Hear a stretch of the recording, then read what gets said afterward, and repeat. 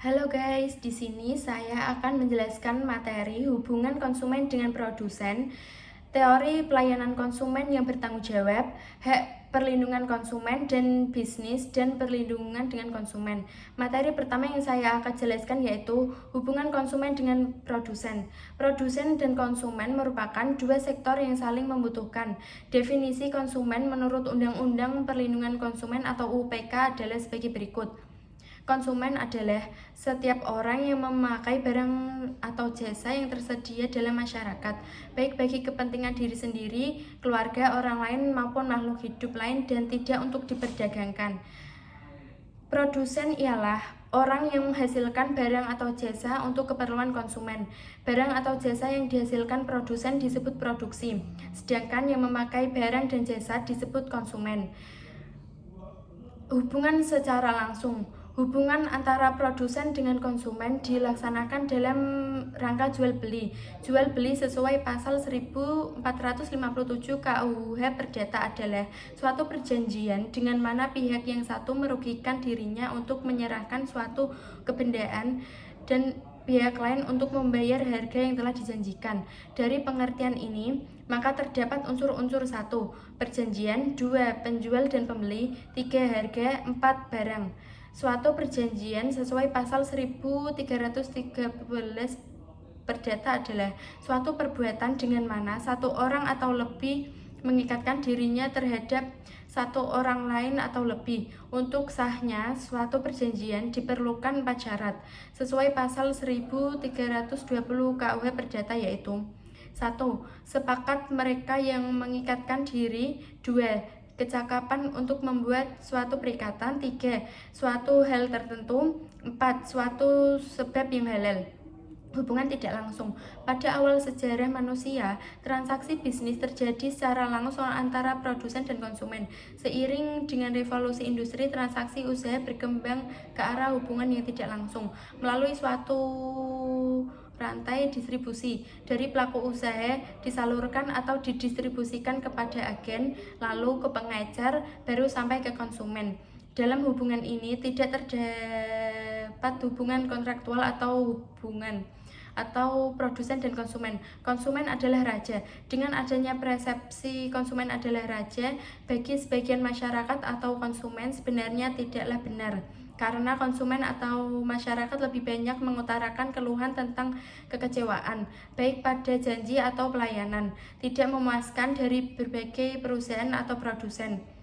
Kenyataan ini sesungguhnya memberikan isyarat tentang dua hal, yaitu pasar yang bebas dan terbuka pada akhirnya menempatkan konsumen benar-benar sebagai raja. Prinsip-prinsip etika seperti kejujuran, tanggung jawab, dan kewajiban untuk melayani konsumen secara baik dan memuaskan mempunyai tempat hujatan yang nyata sebagai bisnis global dan terbuka. Itu berarti pada akhirnya etika bisnis semakin dianggap serius oleh para pelaku bisnis dan kompetitif. Dengan kata lain, kenyataan bahwa dalam pasar baik dan terbuka hanya mereka yang unggul, termasuk unggul dalam melayani konsumen secara baik dan memuaskan, akan benar-benar keluar sebagai pemenang. Maka kalau pasar benar-benar adalah sebuah medan pertempuran, pertempuran pasar adalah pertempuran keunggulan yang fair, termasuk keunggulan nilai yang menguntungkan, termasuk konsumen. Materi yang kedua yaitu teori pelayanan konsumen yang bertanggung jawab. Dalam menyediakan sebuah produk, produsen memiliki sebuah kepentingan untuk memberikan jaminan dan bertanggung jawab kepada konsumen. Beberapa contoh yang mendasari seorang konsumen dalam memilih sebuah produk elektronik seperti telepon seluler, kewajiban produsen adalah memberikan jaminan bahwa produk yang dikeluarkan sudah melalui serangkaian uji coba dan sudah siap digunakan. Garansi produk juga penting untuk menjamin produk tersebut. Hal ini untuk memberikan rasa aman kepada konsumen terhadap kemungkinan kesalahan produk terhadap produk yang sudah dibeli. Ada beberapa kualitas jasa pelayanan sebagai berikut akan memberikan jawaban terhadap jasa pelayanan terhadap 5 faktor utama atau kualitas pelayanan. Kelima dimensi tersebut dijanjikan pedoman untuk mengetahui kualitas pelayanan diantaranya. 1. tangible atau bukti nyata, yaitu kemampuan suatu perusahaan dalam menunjukkan eksistensinya kepada eksternal. Penampilan dan kemampuan sarana prasarana fisik perusahaan dan keadaan lingkungan sekitarnya merupakan bukti nyata yang diberikan pemberi jasa, meliputi fasilitas fisik seperti gedung, gudang, dan lain sebagainya. Perlengkapan yang digunakan teknologi karyawannya. Kedua, reliability atau yaitu kemampuan memberikan layanan atau segera akurat yang memuaskan. Dan ketiga,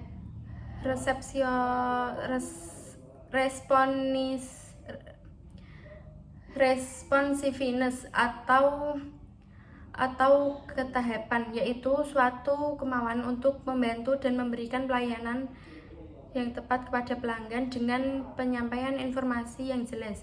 Yang keempat, assurance atau jaminan, yaitu mencakup pengetahuan, kesopan santunan terhadap kemauan sikap yang dapat dipercayai yang dimiliki oleh karyawan, bebas dari bahaya, resiko, atau keraguan-raguan untuk membutuhkan rasa percaya para pelanggan kepada perusahaan. Assurance terdiri dari beberapa komponen atau komunikasi, kredibilitas, keamanan, kompetensi, dan sopan santun. Yang kelima, kepedulian, yaitu memberikan perhatian yang tulus, yaitu individual pribadi yang diberikan kepada pelanggan dengan berupaya memahami keinginan konsumen, di mana suatu perusahaan diharapkan memiliki pengertian dan pengetahuan tentang pelanggan, memahami kebutuhan pelanggan secara spesifik, serta memiliki waktu efisien yang nyaman bagi pelanggan, yang diperlukan untuk menciptakan kenyamanan bagi pelanggan.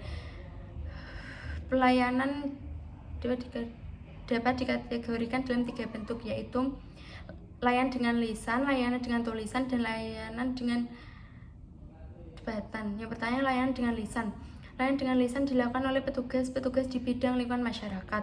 Layanan informasi di bidang-bidang lain yang tugasnya memberikan penjelasan atau keterangan kepada siapapun yang memerlukan. Yang kedua, layanan dengan tulisan. Layanan tulisan merupakan bentuk layanan yang menonjol dalam melaksanakan tugas, tidak hanya dalam segi perannya. Pada dasarnya, layanan melalui tulisan cukup efisien. Yang utama, layanan jarak jauh karena faktor biaya. Agar layanan dalam bentuk tulisan dapat memuaskan pihak yang dilayani, satu hal yang dapat diperhatikan adalah faktor kecepatan, baik dalam mengelolahan masalah waktu dalam penyelesaian. Yang ketiga, layanan dengan perbuatan dilakukan oleh sebagian besar kalangan menengah dan bawah. Karena itu, faktor keahlian dan keterampilan perusahaan tersebut sangat menentukan hasil pekerjaan. Dalam kenyataan sehari-hari, jenis layanan ini memang tidak terhindar dari layanan besar. Jadi antara layanan perbuatan dan lisan sering bergabung. Hal ini disebabkan karena hubungan lisan paling banyak dilakukan dalam hubungan layanan secara umum, kecuali yang khusus dilakukan melalui hubungan tulisan karena faktor jarak. Ada beberapa teori yang mendasari tanggung jawab produsen terhadap konsumen terhadap produk yang ditawarkan oleh produsen. 1. Teori kontrak. Dalam teori kontrak mengatur mengenai hubungan antara produsen dan konsumen dalam keterkaitan terhadap produk yang dibeli atau konsumen.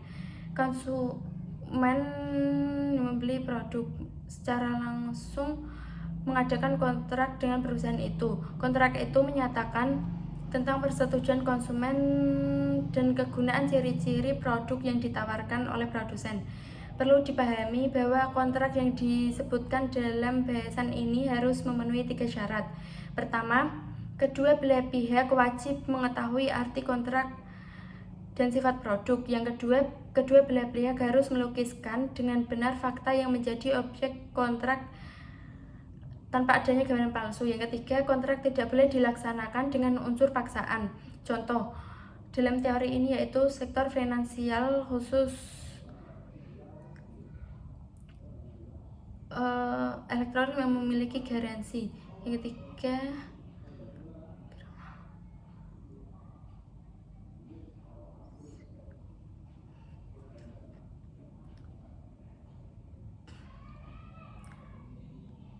menjaga kualitas agar konsumen tidak merasakan kerugian.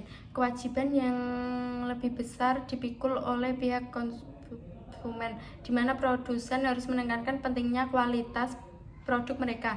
Dalam teori ini, tidak hanya kontrak dengan konsumen saja, akan tetapi dari segi kualitas produk dan tanggung jawab produsen menjadi perhatian utama dari teori ini.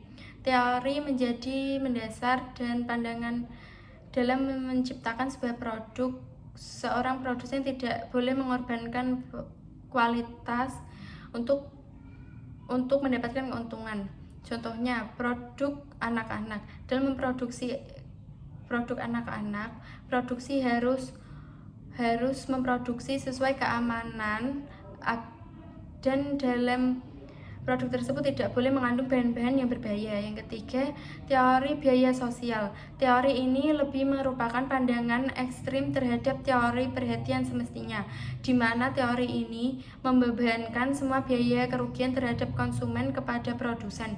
Hal ini juga diwajibkan bahkan ketika produsen sudah mengambil semua tindakannya yang semestinya dirancang serta memproduksi produk bersangkutan atau produsen telah memberitahukan resiko yang berkaitan dengan pemakaian produk. Materi yang ketiga yaitu hak perlindungan konsumen. Perlindungan konsumen adalah keseluruhan peraturan dan hubungan yang mengatur hak dan kewajiban konsumen dan produsen yang timbul dalam usahanya untuk memenuhi kebutuhannya dan mengatur upaya-upaya untuk menjamin kepentingan konsumen. Hal ini dapat bersifat dalam segala transaksi jual beli secara langsung maupun secara online. Seperti yang kini kian marak, walaupun adanya transaksi yang tidak melalui tatap muka, konsumen tetap berharap untuk mendapatkan barang dan jasa sesuai pemberitahuan sebelumnya atau barang yang sesuai dengan yang dijanjikan. Hak konsumen. Hak sebagai konsumen diatur dalam Undang-Undang Perlindungan Nomor 8 Tahun 1999 tentang Perlindungan Konsumen Republik Indonesia yang berlandaskan pada Undang-Undang Dasar 1945. Pasal 5 ayat 1, pasal 21 ayat 1, pasal 27 dan pasal 33. Terdapat diketahui sebagai berikut. 1. Hak dalam memilih barang. Konsumen memiliki hak dan memilih barang yang nantinya akan digunakan atau dikonsumsi. 2. Hak mendapatkan kompensasi dan ganti rugi. Konsumen berhak untuk mendapatkan kompensasi maupun ganti rugi atau kerugian yang diterimanya dalam sebuah transaksi jual beli yang dilakukan.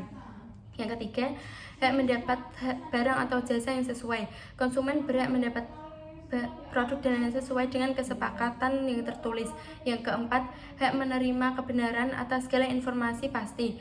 Hak yang paling utama bagi para konsumen, guna mengetahui apa saja yang terkait produk yang dibelinya. Yang kelima, hak melayanan tanpa tindak diskriminasi. Perilaku diskriminatif terhadap konsumen merupakan salah satu bentuk pelanggaran atas sikap konsumen. Kenapa sih konsumen itu butuh perlindungan? Perlindungan konsumen dibutuhkan untuk menciptakan rasa aman bagi para konsumen dalam melengkapi kebutuhan hidup. Kebutuhan perlindungan konsumen juga harus bersikap tidak berat sebelah dan harus adil. Sebagaimana yang sudah dijelaskan, bahwa perlindungan konsumen diperlukan untuk pemberian kepastian, keamanan, serta keseimbangan hukum antara produsen dengan konsumen. Penjelasan UU Perlindungan Konsumen. Sebagaimana yang sudah dijelaskan, bahwa perlindungan konsumen diperuntukkan untuk pemberian kepastian, keamanan, serta keseimbangan hukum atau antara konsumen dan penjual, yang dapat dijelaskan sebagai berikut. 1. Meningkatkan kesadaran, kemampuan, dan kemandirian konsumen untuk melindungi diri. Yang kedua, mengangkat harga dan martabat konsumen dengan cara menghindarkannya dari akses negatif pemakaian dan atau jasa. Yang ketiga, meningkatkan pemberdayaan konsumen dalam memilih, menentukan hak-haknya sebagai konsumen. Yang keempat, menciptakan serta informasi serta akses untuk mendapatkan informasi. Yang terakhir materi yang keempat yaitu bisnis dan perlindungan dengan konsumen. Dari sudut pandang ekonomi, produsen sebagai penghasil barang dan jasa sebagai pengguna barang akan berbeda halnya dengan akses sosiologis, di mana hubungan produsen dengan konsumen semakin banyak akibat dari adanya sistem pasar base. Hal ini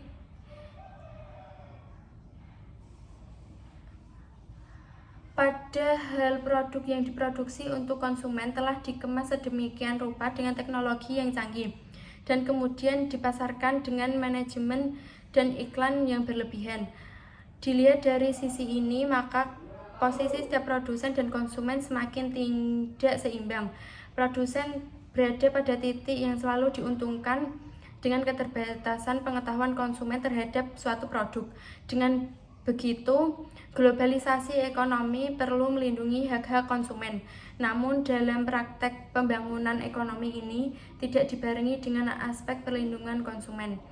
Dapat dilihat dari pembentukan hukum ekonomi Indonesia sedikit sekali menyinggung perlindungan konsumen. Perlindungan konsumen memungkinkan dapat disarankan dengan perlindungan konsumen pada umumnya. Di Indonesia, dengan memberlakukan UU yang memuat perlindungan konsumen yang terdapat pada hukum ekonomi Islam, dikarenakan labelisasi hal-hal erat dengan pelaksanaan hukum Islam, maka hukum perlindungan konsumen di Indonesia tidaknya menyerap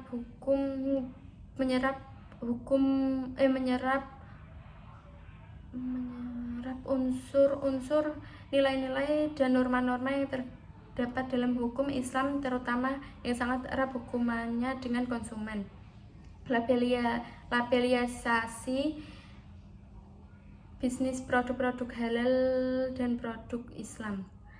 Dalam regulasi bisnis Islam tertuang aturan-aturan yang mengatur secara terperinci kegiatan ekonomi yang dilakukan dan yang dilarang. Hal ini bermaksud melindungi konsumen produksi dari pihak lainnya dari kerugian hukum. Perlindungan konsumen dalam regulasi bisnis Islam dapat dikelompokkan pada kegiatan 1. Regulasi produksi. Prinsip yang fundamental dalam ekonomi Islam yang ingin dicapai adalah terbentuknya hasil-hasil produksi yang dapat meningkatkan kesejahteraan sosial dan mengemaskan yang kemaslahatan. Regulasi perdagangan. Yang kedua, regulasi perdagangan. Yang ketiga, regulasi konsumsi. Dalam konsumsi, rasionalisme merupakan dasar masyarakat yang mengonsumsi makan dan jasa.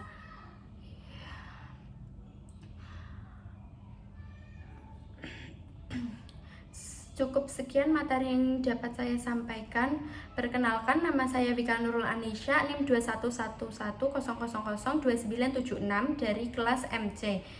Mohon maaf bila ada kesalahan baik perkataan maupun perbuatan. Terima kasih. Wassalamualaikum warahmatullahi wabarakatuh.